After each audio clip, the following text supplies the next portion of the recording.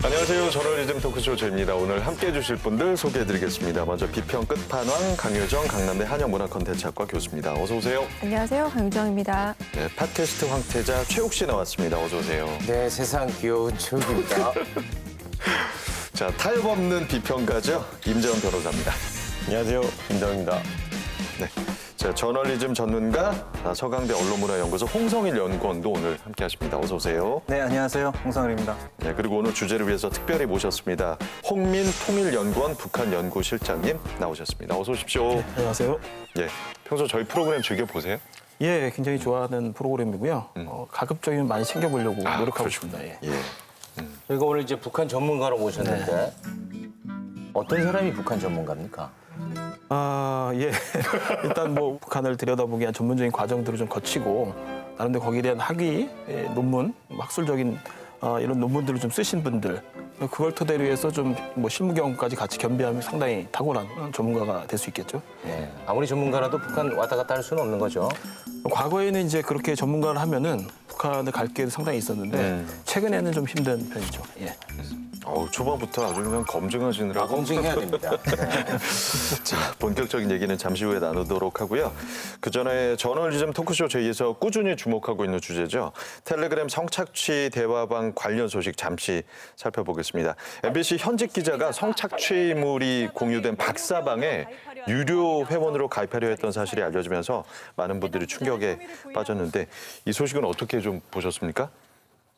뭐 이유는 취재 목적이었다고 얘기를 하더라고요. 그런데 MBC가 지금 일단 조치를 취했죠. 그러니까 외부 인사 2명이 포함된 뭐 일종의 조사위원회를 구성했다라고 하는데 확실히 좀 밝혀져야 될 부분이 왔고요. 사실 한국일보에도 기자 단톡방 안에 있었던 기자가 있었음이 드러나서 이제 정직 3개월을 줬는데 그리고 조선일보는 사실 뭐 아직 검토 중이라고 얘기하고 있죠. 제일 중요한 건 언론 소비자들이 그냥 묵시하고 넘어가는 게 아니라 과연 어떻게 결정이 날 것인 건가까지 굉장히 주목하고 있는 그런 사태라는 겁니다. 네. 그 진상조사위에서 뭐 어떤 실질적인 내용들이 나올 것 같지는 않아요, 사실은요. 왜냐하면 강제 수사권이 없기 때문에. 그래서 여기에서는 그 MBC가 뭘 하겠다는 내용보다는 그 형식을 좀 주목해 볼 필요가 있습니다. 채널 A에서도 진상조사위를 지금 굴러가고 있잖아요, 채널 A에서도. 근데 다만 채널 A와 달랐던 것은 외부위원을 위촉했다는 거고요. 바로 이 자체가 하나의 메시지라고 저는 생각을 해요. 좀 진정성 있는 조사 또 결과 또 기대를 해보도록 하겠습니다. 디지털 성범죄에 대한 언론사 내부의 후속 조치 저널리즘 토크쇼 제에서 끝까지 감시하겠습니다. 이 방송은 KBS 1TV, 마이케이 웨이브, 유튜브, 페이스북을 통해서도 만나실 수 있습니다.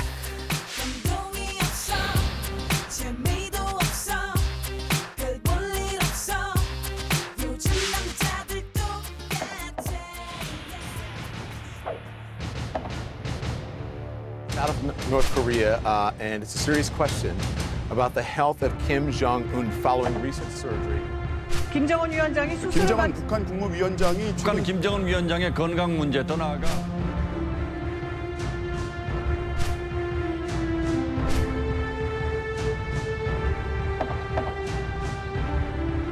I think the report was done by a network that was incorrect.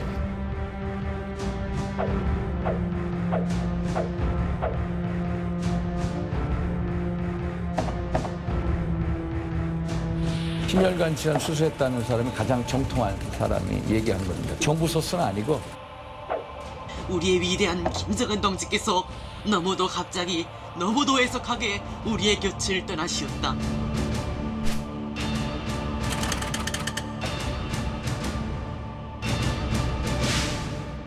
자, 미국 현지 시각으로 4월 20일이죠. CNN이 김정은 위중설을 보도했습니다. 그 직후에 국내 지상파 3사, 종편 4사의 저녁 메인 뉴스 그리고 5대 일간지 모두 관련 소식을 실었습니다. 언론사마다 이 사안을 다루는 무게와 방향 어떤 차이가 좀 있었는지. TV조선이나 채널A, MBN 같은 경우는 앞국지에 특이 동향이 없다는 정부 입장을 반영하고 있긴 합니다. 그러니까 이 기사의 흐름을 보자면 김정은 고도 비만의 성인병, 김일성, 김정은 심근경색 사망이라고 이런 어떤 개연성을 만들어 간다거나 나 윤리 지키긴 했지만 사실은 건강 이상설이 하고 싶은 말이야로 읽어도 될 것처럼 보이고요. 또 한 걸음 더 나갑니다. 주목받는 김여정 하면서 영국 가디언지가 김정은 이후 북한 정권의 심장이 김여정이다라고 얘기했다라거나 뭐 이런 식으로 후계 구도까지 훌쩍 뛰어넘어서 사실은 건강 이상설에 대해서 확인도 안 한 마당에 그다음에 누가 결국은 후계 구도를 가지게 돼 아마 김여정일 거라고 생각하면서 아마도 기사를 대개의 종편 채널에서 거의 매일 몇 시간씩 반복해서 보여주고 있는 걸로 보자면 정작 하고 싶은 얘기는 확인되지 않았지만 건강 이상설이고 결국 김여정 구도가 아닌가라는 생각이 듭니다. 네, 그 조중동 3사가 일면의 기사를 실었는데 제목만 보면 조선일보가 가장 뭔가 좀 자극적이지 않나 그런 생각을 해봅니다. 북의 심장이 이상하다 이렇게 딱 단정적으로 제목을 달았습니다. 느낌이 어땠습니까? 김정은 위원장의 실제 신체적 심장이 문제가 있다는 느낌도 있고 뭔가 그 체제가 변화한다 뭐 그런 이중적 의미를 담고 있는 건 아닌가 그런 느낌이 오잖아요. 아마 그런 걸 좀 의도했을 수도 있겠네요. 예, 같은 뭐 이렇게 CNN 보도가 나간 직후에 그 청와대가 상당 부분 신속하게 움직였어요. 그래서 공식 입장을 밝혔죠. 그래서 지금 내부에 특이 동향이 발견되지 않고 있고 이상 동향이 없다라고 분명히 입장을 밝혔는데 언론에서 물론 그 정부의 설명에 의혹을 제기할 수 있어요. 그런데 그 의혹을 제기하기 위해서는 설명이 필요한 부분에 대해서 정확하게 지적을 해주면서 뭐가 설명돼야 되는지를 얘기를 해줘야 되거든요. 근데 근거 없는 얘기를 계속 언론이 양산을 했기 때문에 어떤 면에서는 맥락이나 정황, 그다음 패턴이나 구도에 대한 어떤 정확한 이런 객관적인 추이를 전혀 분석하지 않고 어떻게 보면 객관적 거리두기를 하지 못한 거죠. 그 홍민 실장께서 말씀하신 객관적 거리두기가 얼마나 지켜지고 있는지 그 관련 기사를 가장 많이 작성한 중앙일보, 조선일보 보도 흐름을 좀 저희가 분석을 해봤습니다.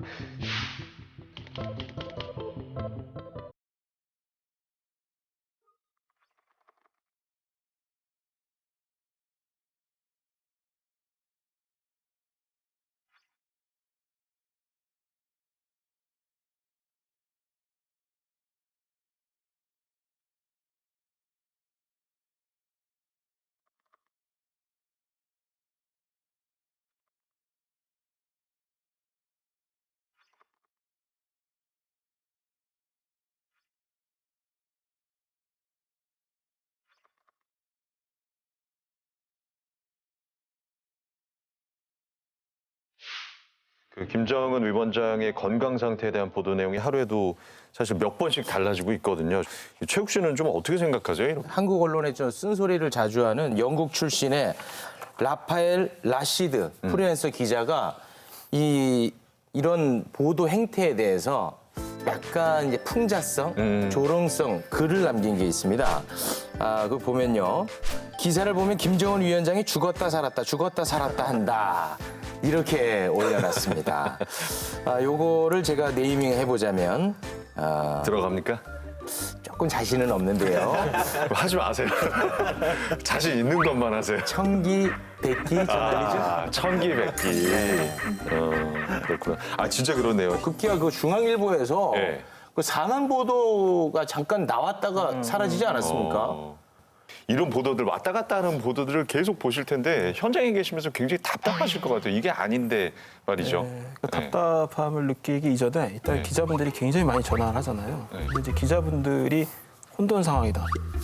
굉장히 이걸 어떻게 방향을 잡고 써야 되는지에 대해 전혀 갈피를 못 잡고 있다는 게 이제 느껴지고 그건 역시 그 해당 언론사의 데스크도 역시 그런 상황인 것 같다는 느낌을 받았어요. 그래서 네네.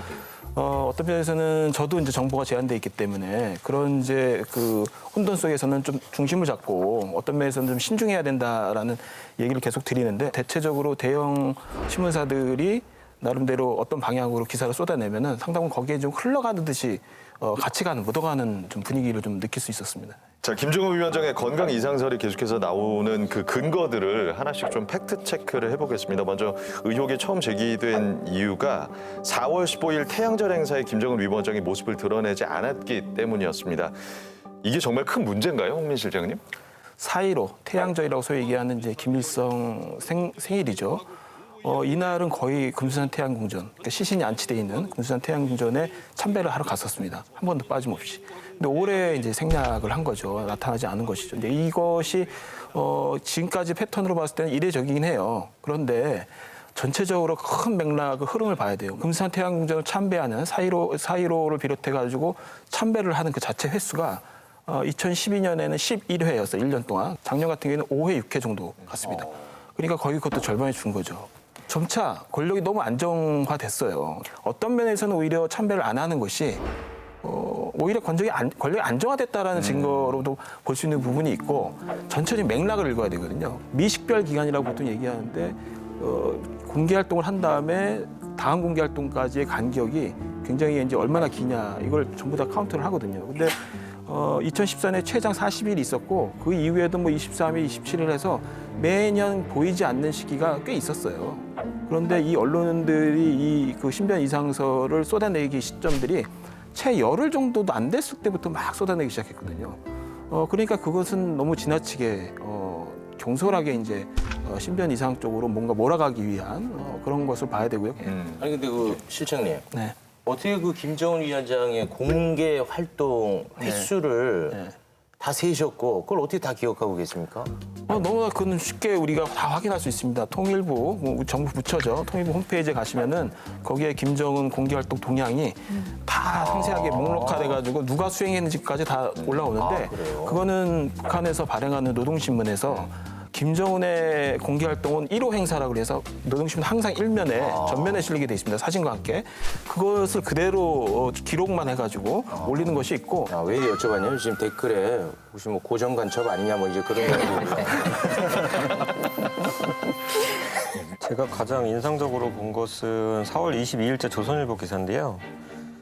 김정은 위원장의 웃고 있는 전신 사진을 크게 실은 다음에 해부하듯이 질병들을 신체 부위별로 나열을 하면서 이제 종합병동이라는 타이틀까지 걸었는데 개인의 건강 문제를 지나치게 좀 선정적으로 다뤘다라는 생각이 일단 들고 같은 지면 하단에 보면요. 확인되지 않은 건강 인상설이 언론 통해 확산되면서 남북 관계에 영향을 미칠까 청와대가 우려하고 있다. 그런 말까지 나와요. 본인들이 그 이상설을 퍼뜨리고 있잖아요. 그에 따른 청와대 우려까지 같이 전달을 하고 있는 거죠. 한때 유행했던 그 유체이탈 화법 이게 아닐까라는 생각이 듭니다. 네, 요 그 사진 보면요. 그 4차 산업혁명을 도입한 것 같아요. 사진 단 하나로 종합 검진이 끝납니다. 스캔이 다 됐죠. 쫙 스캔 돼요. 네, 스캔이 돼요. 네. 심장병도 3대 세습, 김정은은 몸은 종합병동이라는 그 조선일보 기사를 쓴 기자가 누구냐면요. 외교 안보란에 있지만 김청중 의학 전문 기자예요. 원래 의학에 관련된 기사를 쓰시는 분이 잘 읽어보시면요. 다 개연성이에요. 뭐 이러한 체중에 이러이러한 몸을 가지고 있으면 뭐 심혈관 어떤 질환이 걸릴 확률이 높아진다라는 거지 이게 인과관계가 아니라는 겁니다. 일종의 가십이라고 저는 생각을 하고요. 근데 다만 저는 가십성 보도를 왜 조선일보나 동아일보와 같은 권위지가 해야 되느냐를 좀 따지고 싶은 거고요. 자신이 권위지라고 한다면 저런 건 뭐 타블로이드 신문 등이 양보를 할 필요성이 있고 굳이 할 필요가 없습니다. 근데 가만 따지고 보니까 종합편성 채널에서는 또 저런 이야기들을 늘 해왔던 것 같아요. 그러니까 종합편성 채널에서 탈북자 관련 프로그램들이 굉장히 많았지 않습니까? 북한의 어떤 일상적인 모습을 보였다는 측면에서 북한을 우리와 한결 가깝게 했다는 것은 긍정적이지만 북한을 지나치게 희화화함으로써 연성으로 다루게 해서 북한에 대한 경계심을 무력화시켰다는 것은 또 단점이다 이런 걸 지적했거든요. 제가 보기에는 종합편성 채널에서 우리가 봤던 그 희화화된 북한의 이미지가 일종의 간섭 효과를 일으키면서 저런 기사들을 계속 양산했던 것이 아닌가라는 생각도 좀 들었습니다. 그중에 가장 앞권은 세계일보 기사였습니다. 4월 23일에 위 축소 수술 뒤에도 음주, 흡연, 폭식, 확연히 검어진 혈색이라는 기사를 쓰면서 동영상을 또 하나 만듭니다. 검게 변한 얼굴, 김 씨 일가의 저주 시작되나 간단하게 얘기하면요. 얼굴 사진 4개를 나열을 합니다. 예. 그리고 이제 얼굴 피부색으로 검진이 들어가요. 과거에 비해서 지금 좀 어둡다. 그래서 뭔가 건강이 좋지 않다 이거거든요. 이거는 MRI 저널리즘이라고 이름을 하나 붙였습니다. 네. 눈으로 봐도 다 검진이 끝납니다. 예. 조명 차이 아니에요, 저거는? 아니 이거는 사실 빛의 각도에 따라서 얼마든지 아, 바뀔 수 있는 그럼요. 거예요. 최고 지도자가 어떤 지병을 갖고 있고 어떤 상태인지 건강 상태인지를 아는 확정적인 정보는 없습니다. 정보기관이 어떤 방식으로든 추정해서 갖고 있는 자료는 있을 수 있습니다. 그런데 이런 그 정보에 대해서는 공개하지 않는 것이 원칙이고요. 왜냐하면은 과거에 이런 얘기가 있었습니다. 2008년에 김정희 국방위원장이 뇌졸중으로 이제 쓰러져서 혹시 뭐 건강이 안 좋지 않냐라는 뭐 굉장한 소문들이 돌았습니다. 어떤 상태냐? 그럴 때 국회 정보위에서 이제 아마 어떤 이제 발언들이 나왔는데 그 당시에 뭐 칫솔질을 못한다 뭐 이런 얘기가 나왔는데 이거는 칫솔질을 못하는 상황을 알 수 있는 사람은 굉장히 제한적인 사람이거든요. 그렇다면 결국은 국정원이나 정보기관이 갖고 있는 정보 소스를 사실상 완전히 다 노출시키는 상황이 되는 거죠. 그러니까 뭐 최측근 의료진이나 사실 굉장히 가까운 가족 외에는 이 사실을 알고 있는 사람은 없는 거죠. 그렇죠. 아주 북한에서 비밀 중에서 가장 최상급의 비밀에 속하기 때문에 거의 뭐 일반적으로 알려질 수 없는 상황들이죠. 예. 자, 한국과 미국 정부가 일단 김정은 위원장의 신변에 이상이 없다는 공식적인 입장을 유지하고 있는 그런 상황입니다. 그런데 일부 언론에서는 다른 이들의 발언에 더 무게를 두고 있는 것 같은데요. 그중 대표적인 인물이 바로 태영호 당선인입니다. 김평일과 함께 허위사령부 땅크레단에도 갔고 뭐 이런 사람들이 북한 사이에 각곳에 지금 퍼지나 있습니다. 그래서 만일 지금 김평일이가 자택연금에 있는데 이 세력이 야 김여정 가지고는 안 돼. 김평일을 자택연금에서 우리가 풀어줘서 김평일을 옹립하고 가자라고 한다면 이건 정말 이제 그런 가능성도 배제할 수 없다. 저는 이렇게 봅니다. 태고민 당선인께서 직접 김평일을 만나보신 적이 있다면서요? 네, 제가 총 3번 김평일이를 만났을 뿐만 아니라 이제 저녁에 장시간 같이 이제 술도 마셨는데 제가 3번을 같이 앉아서 이제 이야기해 본 데 하면 전 기간 저는 이런 감정을 느꼈어요. 야, 내가 김평일하고 앉아서 술 먹는 게 아니라 김일성하고 앉아 있는 것 같은 그런 느낌. 김평일이 등장하는 건 김일성이 다시 살아나오는 거나 같은 의미입니다. 왠지 모르겠는데 저는 저 방송을 보면은 굉장히 빨려 들어갑니다. 왜 그럴까요? 네, 자꾸 이게 듣게 되고 그러네, 진짜. 이상하게 흡입력이 있어요. 그래서 우리 그 실장님 나와 계시니까 좀 여쭤보고 싶은데 유고 시에 권력 승계를 김여정은 애송이라 안 되고 김평일을 주목해야 된다라고 태영호 당선인이 얘기를 했단 말이죠. 요거 가능성이 있는 얘기입니까? 만약에 권력이 어떤 변동이 생긴다면은 김평일의 가능성은 매우 낮다고 봐요. 낮다라기보다는 거의 불가능하다고 보는데 김평이라는 이 분은 김일성 주석의 부인이었던 김성애의 아들입니다. 이미 거의 40년 가까이 그 외국을 돌면서 특히 이제 뭐 핀란드라든가 체코라든가 돌면서 40년 가까이 중앙 정치 무대에서 완전히 배제된 사람입니다. 중앙 정치 무대의 권력 분위기를 전혀 모릅니다. 그리고 네트워크를 가질 수가 없고 이런 사람이 당장 들어와서 김정은 위원장이 유고가 된다고 해서 권력을 바로 차지할 수 있느냐. 그건 사실상 거의 불가능하다라고 봐야겠죠. 네. 태영호 당선인은 북한 고위 관료였다가 탈북을 해서 지금 국회의원으로 당선된 분인데 이분이 지금 한국 정보기관보다 더 많은 정보를 특히나 북한 고위 관료와 굉장히 긴밀한, 그러니까 내밀한 그 북한 고위 관료에 대한 정보를 이분이 실제로 가지고 있다면 굉장히 우려스러운 상황이 아니겠나라는 생각이 좀 들더라고요. 언론사들은 단지 북한의 일종의 고위 관료 출신이라는 것만으로도 그 말에 계속해서 권위를 쌓아주고 있는 겁니다. 그러니까 지금 방금 리포트에서 보시면 알 수 있지만 느낌입니다라는 말을 굉장히 여러 번 사용하고 있어요. 지금 당선인께서. 근데 거기에다 권위를 부여해주는 건 앞에 있는 언론인, 다시 말해서 진행자께서 맞습니다라고 그렇게 볼 수 있죠라고 해석을 하고 있는 거거든요. 네, 태영호 가라사대. 이게 민원연 논평 제목인데요. 작년 4월 논평 제목입니다. 지금이 아니라. 그러니까 작년 이맘때에서도 그 종편에서 태영호 당선인이 나와가지고 많은 예측들을 했습니다. 일부 맞은 것도 있습니다. 그래서 시진핑과 김정은이 만났다라는 건 맞췄는데 이건 사실 누구나 다 맞출 수 있는 그런 어떤 부분이고요. 또 확인이 불가능한 것도 있습니다. 그러니까 김정은이 지금 굉장히 급하기 때문에 외화를 벌어들이기 위해서 무슨 짓인들 서슴지 않을 것이다. 근데 이거는 검증이 불가능한 것이거든요. 그래서 그 태영호 당선인의 어떤 가라사대를 검증해 보면은 대체적으로 많이 좀 부실해 보이거나 심증에 그치거나 자기 느낌을 얘기하거나 이런 것에 머무르는 게 많습니다. 뭐 거듭 말씀드리지만 한국, 미국 정부뿐만 아니라 다수의 북한 전문가가 김정은 위원장의 건강 이상설의 가능성이 희박하다 이런 입장을 지금 계속 내놓고 있습니다. 그럼에도 불구하고 의혹 기사들이 계속 나오거든요. 사그라들지 않는 이유는 어떻게들 보세요? 매일경제 북은 이런 방법 없는데 정부 남북 철도 연결 일방적 선언 이런 기사를 보면 정작 경협 당사자인 김 위원장이 보름 가까이 생사 조차 확인되지 않아서 일방적으로 구애하고 있다는 지적도 나온다. 코로나19 확산 사태로 재정 투입이 이곳저곳 필요한 가운데 막대한 혈사를 투입해 북한을 향해 일방적 구애를 보내는 것 아니냐는 비판도 나온다.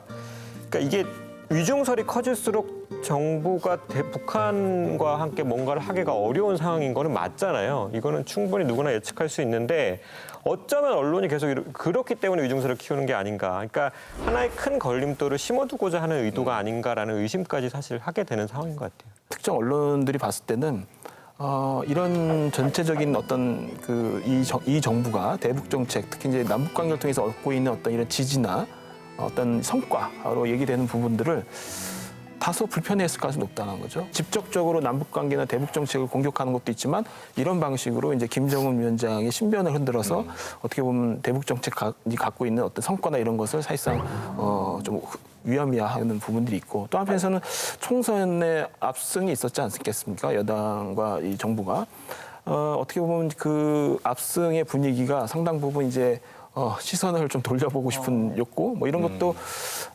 있지 않았을까? 이게 왜냐하면 결국은 총선과 김정은 위원장의 신변 이상설이 사실상 거의 맞물리면서 나왔거든요. 이제 그런 부분들을 추론을 해볼 수 있을 것 같아요. 자, 앞서 보신 것처럼 국내 언론들이 외신인 CNN의 보도를 굉장히 많이 인용했는데 이게 사실은 역수입 기사였거든요. CNN의 해당 기사를 보니까 김정은 북한 국무위원장이 최근 심혈관계 시술을 받았다는 데일리 NK의 기사를 인용을 하고 있습니다. 결국 김정은 위원장의 건강 이상설을 최초 보도한 곳이 데일리 NK인데 어떤 매체인지 좀 설명을 해주시겠어요? 2004년에 창간한 세계 최초의 북한 전문 인터넷 뉴스라고 소개를 하고 있습니다. 그리고 국내 언론사도 북한 관련 보도를 할 때 굉장히 많이 인용하는 곳인데요. 이제 아마 여기에서 인용한 것 자체가 문제라기보다는 CNN에서 인용을 해서 굉장히 문제가 커진 거죠. 왜냐하면 CNN은 왠지 사실만 얘기할 것 같잖아요. 그런데 좀 제가 찾아보니까 CNN도 오보 경력이 상당히 많더라고요. 특히 사망 기사가 많습니다. 대표적으로 펠레 사망 소식 기억나시나요? 2014년에 펠레가 죽었다고 속보를 바로 CNN이 내보냈는데 펠레가 직접 말했죠. 나 살아있다라고. 그런 기사도 있었고 심지어 김경희, 장성택, 처영설 역시도 CNN 방송에서 방송을 타면서 그 암암리 있었던 얘기가 굉장히 정설로 확장되는 경우가 있었거든요. 데일리 NK 여러 장단점이 있습니다. 일단은 그 장점을 좀 먼저 얘기를 좀 드릴 필요가 있어요. 상당히 성과와 기여를 하고 있는 부분이 하나가 뭐냐면 굉장히 오랜 동안 우리 국내에서 유일하게 북한의 소비자 물가, 소위 쌀값이라든가 옥수수값이라든가 환율이라든가 이런 상황들을 아주 정기적으로 체크를 합니다. 도시별로. 그래서 이것을 데이터로 축적해 놔서 어떻게 보면은 우리 한국에서 북한 경제를 이해하는 데 있어서 이런 데이터를 활용할 수 있는 여지를 상당히 많이 주고 있습니다. 그래서 어떤 면에서는 상당히 기여하고 있다. 그러나 정치적인 부분이라든가 사실상 소식통이 접근하기 힘든 부분들을 상당히 검증 없이 내보내는 경우가 간혹 있습니다. 이 NK, 데일리 NK 보도를 우리가 좀 조심해서 봐야 되는 이유가 바로 그 부분입니다. 잘 모르는 정보, 게다가 일종의 삼각 취재 내지는 어떤 더블 크로스 체킹이 불가능한 어떤 사안에 대해서 정확한 고유 명사를 썼을 때 이게 사실이라는 일종의 진실의 효과를 발휘한다는 거죠. 현송월이 김정은의 연상 애인이다라고 2012년에 기사를 쓴 게 바로 이 데일리 NK이기도 했고 그리고 저 아직도 기억이 납니다. 리설주 음란물 유포자 이 기사들이 실렸던 곳이 바로 이곳이기도 해서 말하자면 굉장히 밀폐되어 있는 어떤 국가에 대한 신비주의적인 이미지와 그리고 고유 명사를 확인할 수 있는 정확함 여기다가 가설이 덧붙여질 때 굉장히 위험한 효과를 낳을 수 있다는 걸 사실 여러 번 우리가 접촉했던 경험이 있습니다. 네. 그 데일리 NK를 비롯해서 북한 관련 소식을 전하는 언론을 보면 내부 소식통이라는 표현을 씁니다. 여기서 말하는 그 내부 소식통이 과연 누군지 이것이 개인적으로 좀 궁금하네요. 일단 소식통 자체가 하는 한계가 있습니다. 굉장히 어떻게 보면 좀 약간 표현이 그렇지 모르지만 일반 서민, 주민 이쪽에 가까운 네트워크들이 가깝고 특히 이제 장사하시는 분들이라든가 이런 계통에 있는 업종분들 이런 가능성이 높기 때문에 고위 정보 그다음에 상당히 그 뭐랄까요 그 권력 핵심 부의 이야기를 알 수 있는 거는 극히 제한되어 있거나 아니면 거의 알 수 없다. 그래서 아주 제한적인 소식통이라고 봐야겠죠. 그럼 한국으로 보면은 저 같은 사람한테 청와대 내밀한 정보를 물어본다는 겁니까? 뭐 그렇게 볼 수 있는데 근데 최욱 씨 상당한 고급 정보를 많이 알고 계시는 분 아닌가요? 저희 아버지 건강도 모르는데요. 예. 아마 이제 최욱 씨보다는 좀 더 모를 수도 있어요. 그러니까 생계 바쁘신 분들 생계 활동의 현장의 어떤 정보를 전하는 수준이 가까울 거라고 봐요. 예. 그러니까 예를 든다면 이제 최욱 씨는 보통 사람을 지칭을 하고 있으니까 보통 사람한테 그 정부의 고위 내밀한 정보를 캐내는 것과 비슷한 거죠, 아마. 그렇죠. 예. 우리가 이 상식적으로 얘기하면 정부 부처에 계신 뭐 시국장분들이라고 하더라도 그분들이 고위 관료는 맞죠. 그러나 그분들도 청와대의 내밀한 흐름이라든가 알기는 어렵죠. 알기가 굉장히 어렵거든요. 그렇죠. 한국 정부가 북한 관련 정보를 국내 정치에 이제 악용을 할 때 이 소식통이라는 말을 쓴 적도 있는데요. 2016년 2월에 박근혜 정부가 개성공단 전면 중단 결정을 발표해서 한창 이제 술렁이던 상황에서 3시간 뒤에 통일부가 북한이 군 참모총장 이영기를 전격 숙청했다는 제목의 문건을 이례적으로 기자들한테 통일부가 배포를 합니다. 이때도 통일부는 보도를 할 때 대북 소식통으로 인용하라는 조건까지 달았는데 여기서 말하는 대북 소식통은 사실상 국정원을 의미했던 것이고 그래서 당시 언론은 이영계 숙청 사실을 대북 소식통을 이용해서 알리면서 김정은의 어떤 포악한 공포 정치를 조명을 했고 그것이 결과적으로는 개성공단 폐쇄로 인한 여론 악화를 잠재운 효과를 가져왔는데 문제는 이제 석 달 뒤에 노동신문을 통해서 리영길이라는 사람은 여전히 살아있고 심지어 그 권력도 유지되고 있다는 사실이 확인이 된 거죠. 예. 당시의 정세나 정부의 어떤 그 평소의 태도에 비춰봤으면 이러한 정보나 특히 통일부가 직접 전하는 문서의 신뢰성을 의심해 볼 법했다고 저는 보는데 당시 언론들은 별로 그런 경계심을 갖지 않았다는 생각이 들더라고요. 계속해서 뭔가 그 크로스 체크를 하지 않음에 대해서 비판을 하시는데 사실 이제 북한이란 특수성 때문에 그 현장 취재가 불가능한 부분도 있지 않습니까? 그런 부분에 대해서는 조금 이해할 수 있는 여지가 있을 것 같은데. 관련해서 그 AP통신의 초대 평양지국장이었던 이진희 기자가 자기가 평양에 주재하면서 수많은 그 소식통, 익명 소식통을 만나게 됐고 그걸 보도할 수밖에 없었는데 보도하게 되면서 나는 이러저러한 원칙을 지켰다라고 3가지 정도를 밝혔는데요. 첫 번째는 취재원이 익명을 요구할 경우에 더 철저하게 그 해당 취재원의 신뢰성을 검증해야 된다. 예, 맞는 말이죠. 그다음에 두 번째로 익명을 요구하는 취재원이 제공하는 모든 정보는 다른 독립적 취재원들에 의해서 크로스 체킹돼야 된다. 예. 그리고 세 번째는 기사에서 왜 해당 취재원이 익명성을 요청했는지를 밝혀야 한다는 겁니다. 이 모든 것들이 다 사실 시간을 필요로 하는 거예요. 그러니까 성급하게 터뜨리기보다는요. 이러한 원칙들을 지켜가면서 어떤 북한 관련 보도를 한다면은 우리가 해당 뉴스를 꽤 신뢰할 수 있겠다는 생각도 들기도 하고요. 역으로 이러한 원칙에 따라서 과연 기사가 써졌는지 독자들이 평가해 볼 수도 있을 것 같습니다. 과연 왜 저 익명 취재원이 자기가 익명으로 등장할 수밖에 없었는지를 기사에서 밝혔나? 뭐 이런 것들을 한번 확인해 보면서 대북 관련 뉴스의 퀄리티들을 평가해 볼 수도 있을 것 같습니다. 그 소식통 보도의 좋은 예로 기억되는 것이 이제 2009년 연합뉴스 보도인데요. 당시 최선영, 장영훈 기자가 북한 최고 지도자 김정일의 후계자가 삼남 김정은이라는 소식을 세계 최초로 보도를 했는데 그것이 한국 정부 당국보다도 앞선 보도였고 북한 당국이 그거보다 8개월 뒤에 공식 발표를 한 것으로 보아 이제 사실이었던 거죠. 정말 특종 보도였는데 두 기자는 2011년에 한국 기자상 대상을 받으면서 이제 취재 후기를 남겼는데요. 북한 권력층 관련 첩보나 정보의 신빙성 문제 그리고 20대 중반에 불과한 정운이라는 의외성 때문에 기소하는 것을 미루고 미국과 일본, 중국에 있는 신뢰할 만한 취재원을 총동원해서 북한 권력 내부의 변화를 추적했다. 취재원 신원을 밝히는 게 원칙이지만 북한 관련 취재원의 경우 신변 안전 때문에 다른 분야보다 취재원을 보호해줄 필요성이 커서 소식통으로 얼버무릴 수밖에 없었다라고 하거든요. 그러니까 저도 사실 이런 태도가 굉장히 중요하다고 생각을 해요. 그러니까 소식통, 익명, 관계자에 따르면이라는 그 소스를 그런 식으로밖에 밝힐 수 없는 상황에 대한 설명이 또 있어야 되고 굉장히 예외적인 상황이라는 걸 기자가 알아야 된다라는 생각이 하나 드는 거예요.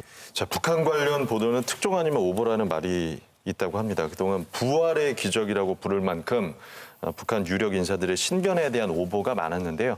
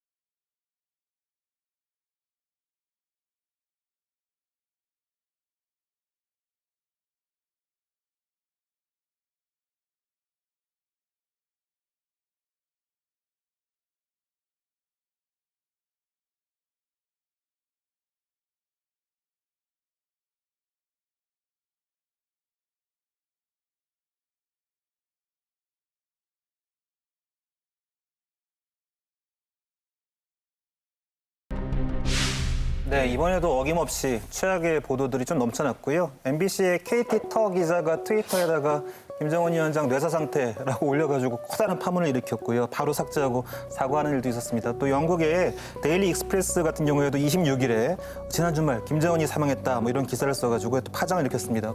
저는 영화와 구분되는 기사가 필요하다고 생각을 해요. 영화 월드 워 Z 같은 좀비 영화에도 북한이 나와요.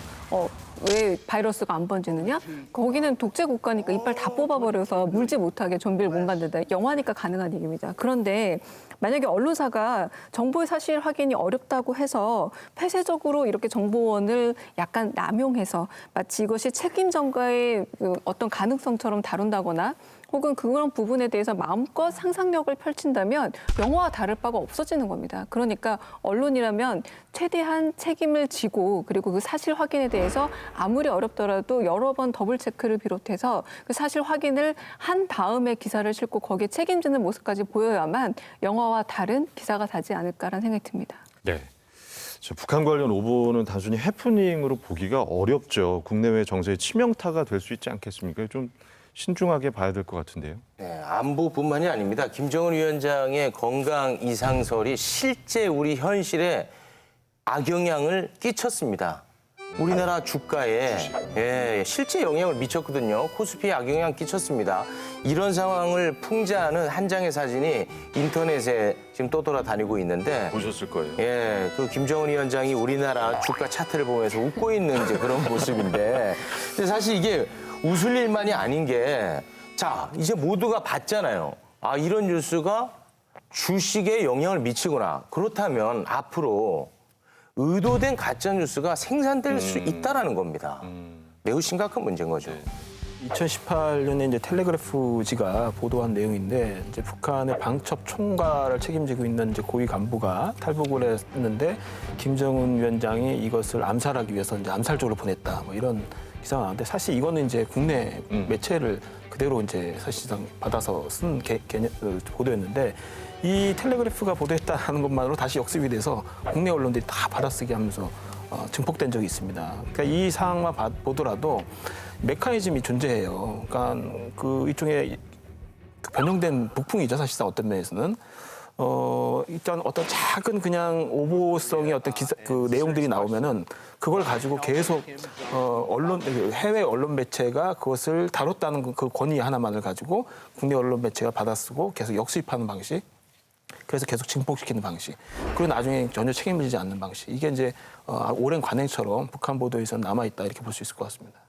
저는 바라건대 그 북한에서 어떤 이상 징후가 포착이 됐을 때 외신들이 이게 어떤 상황인지를 체크해 보려면 한국 언론을 봐야 해라는 인식이 좀 만들어졌으면 좋겠어요. 왜냐하면 누가 뭐래도 북한 문제는 우리에게 제일 중요하잖아요. 국제사회 전체에서. 그리고 실제로 한반도의 평화와 직접 관련된 문제이기 때문에 외교에 있어서만이 아니라 언론에 있어서도 북한 소식을 국제사회에 전할 때 한국 언론이 주도적이고 주체적으로 좀 전달할 수 있는 그런 위상을 가졌으면 좋겠다.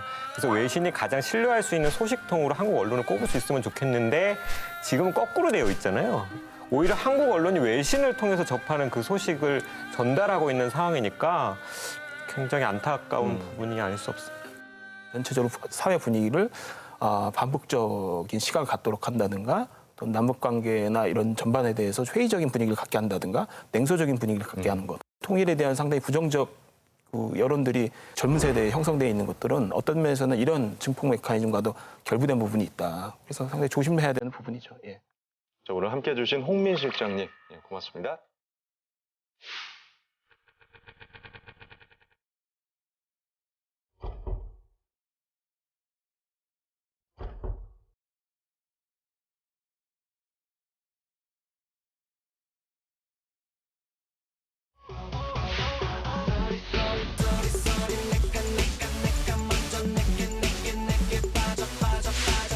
네, 이번에는 주목할 만한 기사를 소개하는 JPIC 시간입니다. 특별히 칠판 저널리즘의 창시자죠. 최욱 씨가 준비하셨어요? 네. 기자들이 기사를 썼다가 지우고 몰래 고치는 행태를 칠판 저널리즘이라는 이름을 붙여서 제가 비판한 바 있지 않습니까? 그런데 변화의 훈풍이 불기 시작했습니다. 그래요. 본인이 쓴 기사에 수정을 하면서 기사 말미에 수정 이유를 달아서 정말 많은 칭찬을 받고 있는 기자가 있는데요. 예. 그 자체도 용기 있는데 여기에 나오는 용기를 또 냈습니다. 대단한 분입니다. 오늘 저희가 그 기자를 모셨습니다. 머니투데이 남형도 기자님 환영합니다. 어서 오십시오. 안녕하세요. 남영도 기자입니다. 예. 그 현지 기자신데 네. 저희가 이제 어쩌다 보니까 현지 기자분들을 이제 비판을 많이 하는 프로 아니겠습니까? 네. 우리 프로그램을 평소에 보십니까? 저는 사실 채널을 돌리다가 저널리즘 토크쇼가 나오면 이게 굉장히 제 민낯을 보는 것 같은 기분이 들어서 저도 모르게 채널을 돌리고 싶은 마음이 들더라고요. 그 정도로 정말 직설적으로 제대로 된 비판을 해주시고 그게 또 언론에 좋은 영향을 미친다고 생각을 하기 때문에 그럼 스스로 찾아서 보시지는 않는다는 게. 자, 먼저 남영도 기자가 쓴 기사 텔레그램 내에서 성착취물 영상을 판매한 박사방의 공범에 관한 내용이었습니다. 기사의 처음 제목이 개발자 꿈꾸던 모범생 붙다 강훈의 이중생활 로리콘이었다였고요. 이후에 붙다 강훈 동창 증언 음담패설의 체육복 탈의 훔쳐보려 해라고 제목을 수정하면서 기사 본문의 그 이유를 밝혔습니다. 어떤 이유로 기사를 수정하시게 된 거예요? 기사가 나간 걸 보니까 개발자 꿈꾸던 모범생이라는 표현이 들어가 있더라고요. 문제가 있다는 반응이 나올 거라는 생각을 하고 있었어요.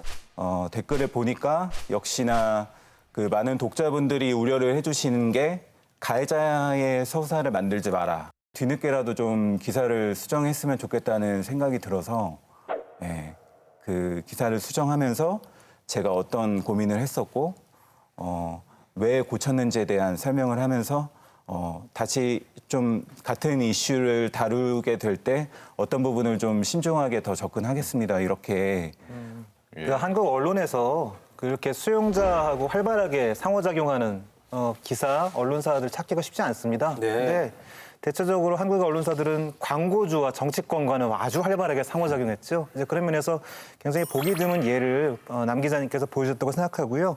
앞으로 이런 식의 어떤 독자하고 언론사 혹은 기자가 같이 참여적인 관계를 맺으면서 기사들을 만들어낼 수 있는 어떤 시스템들이 좀 더 잘 구축되었으면 좋겠다는 바람입니다. 실제로 칭찬하는 댓글들이 굉장히 많습니다. 그거 사실 좀 힘이 되지 않습니까? 진짜 밤잠이 안 올 정도로 좀 굉장히 스트레스도 많이 받고 너무 부끄럽더라고요. 그냥 솔직히 막 넘어가고 싶은 마음도 없었다고는 못하겠습니다. 근데 뒤늦게 이거 사실 뭐 바로 수정했던 것도 아니고 밤늦게까지 고민을 하다가 다음날 아침에 수정을 했는데 의외로 그런 반응이 나오는 걸 보면서 어떻게 보면 좀 부끄럽더라고요. 이런 게 약간 그동안에 어떻게 기자들이 얼마나 뭐 수정이나 이런 부분에 대해서 좀 인색했는지 그리고 독자들이 얼마나 이게 좀 목말랐는지 이런 것들이 될 수도 있었다는 생각이 들고요.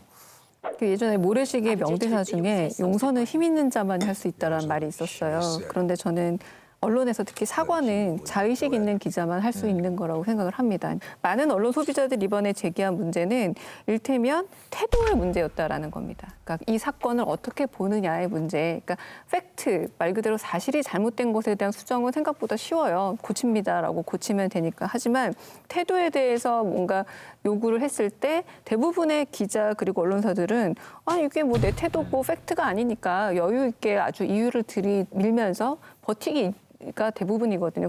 제목이 전보다는 긍정적으로 바뀌었다고 저도 생각은 하지만 그리고 그 과정을 남긴 것은 정말 평가받아야 될 부분이지만 이 기사가 여전히 좋은 기사냐라는 생각에 저는 좀 의문이 있다. 제가 이제 최근에 굉장히 사실 좀 화가 나는 얘기를 들은 게 있는데 주동자 조주빈이 자서전에 관심을 갖는다라는 거예요. 그러니까 이제 사실 할 말을 잃었는데 왜 그렇게 됐을까요? 언론이 거기에 대해서 한 8, 90%는 전 책임이 있다고 봅니다. 그에게 자신의 이야기가 그렇게 한번 털어볼 만하다, 대중의 관심 가질 만하다, 내가 뭐가 된 것 같다라는 사실 그 위상은 언론이 줬다고 저는 생각하는 거거든요. 가해자의 서사를 얘기하고 그리고 조주빈에게 마이크를 쥐어주고 이런 것들에 대해서 독자들이 또 관심을 갖고 이러니까 그게 그냥 관행처럼 좀 그러니까 나간 기사에 대한 좀 고민이나 성찰이 크게 없이 좀 계속 이루어져 있었던 게 아닌가 생각이 듭니다. 그래서 말씀하신 거에 굉장히 공감하는 부분이 있습니다. 예. 기존의 보도와 기자들에 대한 불만이 참 많았다는 얘기일 텐데 이 설명 없이 기사를 수차례 고치는 행태 때문에 독자들이 분노한 일들이 참 많았죠. 좀 짚어주세요. 가장 유명해서 좀 지금까지도 거듭 좀 고통받고 있는 기사 중 하나입니다. 뭐냐면 중앙일보였죠. 명절 파업 어머니 대신 3대 독자 차례상 첫 도전기라는 제목을 가지고 있는데 여러 가지 일단 팩트에서 오류가 생깁니다. 독자라고 해놨는데 3대 독자라고 했는데 그러니까 숙모와 형수님이 있는 걸로 보니까 삼촌이 있는 겁니다. 그 독자가 아니라는 거죠. 그리고 이후에는 숙모와 형수님을 이게 문제 제기가 되니까 고모와 외숙모로 바뀌었는데 그러면은 외가 친가가 같이 모여서 제사를 지내게 되는 겁니다. 그러니까 되게 독특한 사례가 되는 거죠. 없으리란 법은 없지만 수정을 했는데 이렇게 되니까 이제 이번에는 더 주목을 끌게 된 겁니다. 그러니까 사람들이 오히려 역반응을 일으킨 거죠. 너무 웃긴다. 우리를 가르치려고 하지 말고 기사나 똑바로 써라는 말을 갖게 된 건 이건 팩트에서 어긋났기 때문에 지금도 그 집안 한번 가서 구경해보자라는 심리로 굉장히 많은 분들이 또 가서 댓글을 여전히 남기고 있더라고요. 댓글 많이 달렸죠. 실제로 거의 그 성지순례처럼 1년이 지났는데도 정말 많은 분들이 가서 댓글 놀이를 하고 있어요. 보면은 여기가 그 유명하다는 구독자 맞춤 소설 기사 쓴다는 그곳임? 그리고 재미있는 코미디 소설이네요. 번외편으로 해명하신 것도 너무 재미있어서 오랜만에 배꼽 빠지게 웃고 갑니다. 이런 식으로 조롱의 댓글이 많이 달리고 있습니다. 알려드립니다라고 해서 결국에는 이제 해명을 하고 수정을 했는데 여기서 이제 남영도 기자님의 그 태도와 가장 다른 게 뭐냐면 어떤 기사를 어떻게 고쳤다라는 이력이 없어요. 그냥 해명이에요. 그러니까 모든 사과는 사실 잘못을 한 사람이 자신의 잘못을 자기 입으로 고백을 하는 것부터 시작을 해야 되거든요. 근데 중앙일보가 논란이 되고 나서 나름의 조치를 취한다고 하면서도 그 부분이 빠져 있는 것이 굉장히 아쉽게 느껴졌어요. 요즘에는 사실 독자들이 생각보다 기사를 굉장히 꼼꼼하게 보고 그거에 대한 논리를 상당히 많이 따지고 팩트가 하나라도 잘못됐거나 그게 오탈자가 있거나 뭐 혹은 문제가 있다고 하면 그 기사의 신뢰도 자체가 그때부터는 내용과는 무관하게 완전히 다 떨어져 버리는 상황이 되거든요. 최대한 좀 그 잘못을 드러내고 싶지 않은 마음이 있지 않았을까. 이 기사가 워낙 파급력이 커가지고요. 그 뒤에 중앙일보가 그 자사가 온라인 기사 수정 매뉴얼을 그 재발방지책으로 마련했다고 해요. 기본적으로 취재 기자와 데스크가 논의해서 오탈자 등의 단순 실수는 고쳐서 재출고하지만 일부 팩트가 틀린 경우는 독자들의 혼선을 최소화하기 위해서 법무팀과 협의하에 기사를 고친 뒤 수정한 이유를 바로잡습니다의 형태로 기사에 첨부하고 있다. 이제 그런 답변은 중앙일보에서 내놨습니다. 조선일보도 최근에 4월 18일 팩트체크 여야 사전투표 득표 비율이 서울, 인천, 경기 모두 같다라는 기사가 있었는데 그게 4월 20일자 여야 사전투표 득표비율 인천 63%대와 36% 이런 식으로 수정이 됐어요. 그러면서 그 수정 사유를 설명을 했는데 수차례에 걸쳐 다시 계산해본 결과 민주당 득표수 계산에 오류가 있었다. 수백 곳 투표소에 사전투표수를 합산하는 과정에서 잘못 계산됐다. 독자 여러분들께 혼란을 드려 죄송하다라고 기사 본문에 사과문을 올렸거든요. 그러면서 이제 수정 이유까지 설명을 했는데 좀처럼 수정 이유를 밝히지 않는 한국 언론 그리고 사실 우리 방송에서도 많은 문제 제기를 했었던 조선일보에서 굉장히 유의미한 어쨌든 변화가 나타났다고 저는 봅니다. 조선일보가 100주년 맞이했잖아요. 그래서 자기네들이 그 오보한 것들 참여하고 고백하면서 앞으로 잘하겠다라고 했으니까 혹시 뭐 거기서 참여했던 것에 대한 반성으로 이런 수정 정정이 있었던 것은 아닌가 또 싶기도 하고요. 또 이렇게 더 이상 지금의 미디어 환경에서 100년에 한 번 사과할 수 없어요. 계속해서 업데이트되고 네티즌들이 찾아내고 이러는데 끊임없이 그 오류들을 찾아내야 되는 뭐 그런 환경이 이제 구축되었기 때문에요.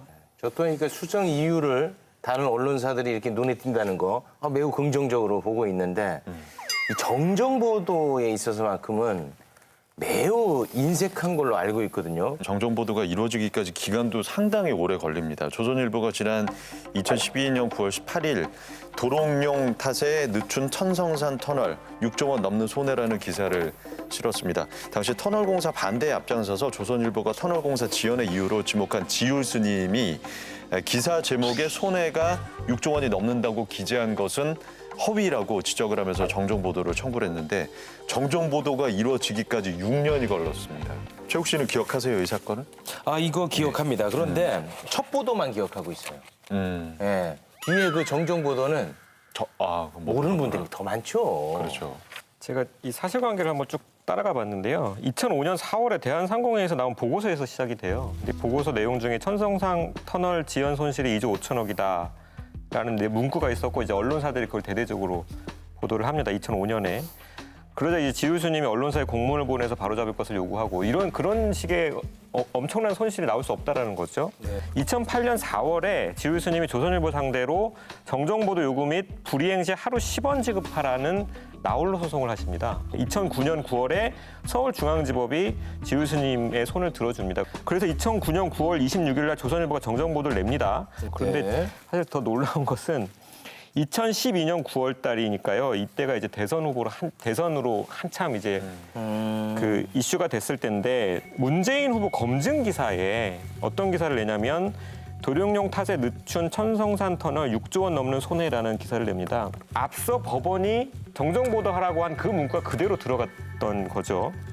그래서 2013년 4월에 지우수님이 다시 한번 정정보도 및 명예훼손에 대한 손해배상 이번엔 1원 지급하라라는 소송을 역시 나홀로 소송을 걸고 그러자 2018년 10월 17일 날 대법원이 역시 지우수님의 손을 들어줍니다. 스님이 나홀로 소송을 통해서 법원에서 조선일보란 언론사로부터 정정보도를 이끌어내는 결코 쉬운 일이 아니거든요. 우리나라 법원이 언론 자유를 대하는 행태도 보면 정정보도 정말 쉽게 안 하거든요.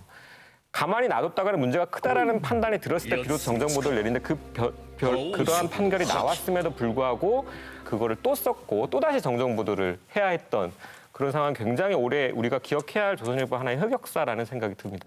이 지면을 보세요. 지면이 지금 어떻게 실려 있냐면 도룡뇽 탓에 늦춘 천성산 터널 6조 원 놓는 손해 관련 정정 보도문은 우측 하단에 정말 조그맣게 실려 있습니다. 근데 우리 눈에 딱 띄는 헤드라인은 뭐냐면 지율이 말라붙는다라면서 단식했던 천성산 습지 살아 숨쉰다. 당신 말 틀렸어. 라는 걸 정말 대문짝만하게 실어놓고 거기에서 정말 살아있다는 걸 보여주면서 끝에 조그맣게 정정 보도문을 싣는다는 건 조롱이죠. 조롱이죠. 네. 조롱이고 안 싣고 싶었는데 판결이 났으니까 어쩔 수 없이 억지로 싣는다. 그러니까 저는 이거 전혀 진심이 있는 정정 보도문이라 보기 힘듭니다. 이렇게 그 언론사들이 이 하나 하는 게 뭐 이렇게 어려운지 도대체 이해할 수가 없는 게 사실 댓글 하나 달아도 댓글 이력이 쫙 남아요. 그러니까 댓글 하나에도 그 책임을 지고 함부로 달지 말라는 거거든요. 그런데 그 기자들은 기사 이력 뭐 이런 것도 따로 없지 않습니까? 기자 입장에서는 사실 뭐가 잘못됐으면 수정을 하기 위해서 데스크에게 보고를 해야 되고 그러면 자기가 잘못한 걸 인정하는 셈이 되니까 그게 또 부담스럽고 데스크가 뭐라고 할까 봐 또 신경 쓰이기도 하고 그렇거나 혹은 이 기자는 좀 팩트가 잘못된 기사를 좀 쓰는구나라는 게 알려질까 봐 두렵기도 하고 여러 가지 마음이 있을 것 같다는 생각이 들어요. 그 언론사가 좀 변화가 많이 늦어요. 많이 늦습니다. 중앙일보가 차례상 기사가 문제되면서 사과할 때 굉장히 재미있는 문구가 있는데 독자들은 기사를 한 번만 볼 것이라 생각해왔는데 이번 사안같이 외부에서 기사 수정 단계마다 캡처를 해서 비판하는 것을 처음 겪다 보니 대응이 미비했다라고 그 사과문에서 이야기하거든요. 근데 2019년 이야기예요. 자기에게 유리한 것들은 재빨리 받아들이지만 자기가 책임져야 할 부분에 있어서는 굉장히 더디게 받아들이는 어떤 언론사의 문제점이 이 사례에서도 우리가 발견할 수 있습니다. 다른 나라에서는 정정 보도를 어떻게 하고 있는지 그 빈도는 어떻게 되는지 좀 궁금해요. 예, 저도 그래서 이번 기회에 한번 찾아봤는데요. 그 뉴욕타임스 그 한 해에 정정 보도 건수가 최욱 씨 몇 건이라고 생각하십니까? 뉴욕타임스 정정 보도 한 해. 네. 뭐 한 12건 정도. 한 달에 한 건 정도. 그거밖에 안 돼요? 제가 찾아보니까 5천 건입니다. 5천 건이요? 네, 5천 건입니다. 이거는 뭐 작은 오탈자까지 포함하는 건데요. 와. 근데 제가 이렇게 5천 건이라는 카운팅을 알 수 있다는 거는 홈페이지에 공개했기 때문입니다. 예, 그래서 며칠 날에는 뭐 몇 개를 했고 며칠 날에는 몇 개를 했고 그러면서 뉴욕타임스가 뭐라고 하냐면 우리는 이게 전혀 부끄럽지 않다. 전혀 부끄럽지 않다. 오히려 잘못된 기사를 놔두는 것 자체가 우리에겐 부끄럽다. 그래서 더 많은 제보를 해달라고 하면서 독자와 굉장히 상호작용을 강화하고 있는 기회로 삼고 있거든요. 우리 언론도 좀 이렇게 좀 인식의 전환을 했으면 좋겠습니다. 다른 데는 어떻습니까? 영국 신문 가디언도 마찬가지인데요. 뉴욕타임즈와 가디언 모두 정정보도 명령을 받지 않더라도 그러니까 누가 고치라고 안 해도요. 자체적으로 잘못을 발견하면 그 사실도 지면에 알리고 있더라고요. 가령 가디언 홈페이지를 보면 정정보도 섹션이라는 걸 따로 만들어서 그날그날의 수정 사항을 모두 기록하는데 여기서 인상적이었던 건 팩트가 잘못된 문제뿐만 아니라 명확하지 않았던 표현까지도 정정 보도를 하고 또 그것을 남기더라고요. 그동안 이제 저는 외신 사대주의 항상 좀 비판해왔던 입장이었는데 오늘 이런 걸 보니까 이건 정말 좀 배울 만한 일이 아닌가 그렇네요. 싶습니다. 네. 예. 기사 수정 이력제 이런 거 한번 캠페인성으로 밀고 나가보면 어떨까? 우리 좀 머니투데이 기자 나오셨으니까 우리 손잡고 한번 좀 네. 좋은 거 한번 키워 나가 보시죠. 좋습니다. 네. 네, 저부터 시작해서 네. 이 문화가 좀 제가 아는 기자들부터 해서 주위로 좀 퍼져 나갈 수 있게끔 제가 좀 자극을 주는 역할을 한번 기꺼이 해보겠습니다. 이분 참 그 선하신 분이네. 이분 참 훌륭하시네. 근데 제가 초를 치는 것 같아서 대단히 죄송한데요. 이건 기자 개인의 혼자 힘으로 할 수는 없습니다. 그러니까 조직적으로 이 부분에 어떻게 서포트할 것인지에 대한 고민이 가치가 될 것 같은데 여러 어떤 조직적인 움직임들이 각 언론사 내부에서 함께 이루어졌으면 좋겠다. 이런 말씀 드리고 싶습니다. 저는 개인적으로 제일 우려하는 것 중에 하나가 우리 사회의 언론이라는 집단이 하나의 거대한 동일한 집단으로 뭉뚱그려져서 비판받는 것 되게 문제가 크다고 봐요. 그러면서 정말 그 안에서 정말 고민하고 노력하는 기자들이 굉장히 무기력해지고 오히려 되게 무책임하게 발언하는 어떤 팟캐스트나 유튜버에서의 발언에 대한 신뢰가 더 쌓이면서 우리 사회가 전체적으로 나쁜 방향으로 갈 수 있다고 보거든요. 자기가 쓴 기사에 책임지는 기자들도 있다. 자꾸 이렇게 보여주는 것이 궁극적으로는 우리 사회 언론에 대한 전체적인 신뢰도를 높이는 데 크게 기여할 거라는 생각을 하고 있습니다. 기사 수정 이력제만 해도 언론의 자정 능력을 믿어주겠다라는 언론 소비자들의 반응입니다. 기자의 어떤 개인 기사에 대해서 이렇게 어떤 수정 이력을 붙이게 되면 데스킹이란 과정 자체가 억압적인 과정이 아니라 더 대화적인 과정으로 갈 수 있는 확률도 커진다는 거죠. 정말 징벌적 손해배상 같은 이런 문제가 나오지 않을 정도로 최후의 자정 능력을 갖출 수 있는 거의 마지막 길이 아닌가라는 생각이 들기도 합니다. 남영도 기자 오늘 나오셨는데 어떠셨어요? 기록을 남기고 나중에 이런 걸 좀 잊지 않고 좀 앞으로도 더 적극적으로 좀 이 캠페인에 참여했으면 좋겠다라는 마음이어서 굉장히 좀 아프고 좀 쓰리지만 그럼에도 의미가 있는 시간이었다고 생각합니다. 초심을 잃으실 때면 저희 방송을 다시 보시면 됩니다. 예, 알겠습니다. 그러도록 하겠습니다. 네. 자, 저널리즘 토크쇼 저희 오늘 준비한 내용은 여기까지입니다. 이 방송은 KBS 1TV, 마이케이 웨이브, 유튜브, 페이스북을 통해서도 만나실 수 있습니다. 언론개혁 끝까지 함께하겠습니다. 다음 주 일요일 밤에 다시 찾아뵙죠. 고맙습니다. I followed you around like a dog on a chain. Since I found your love, it's always been the same.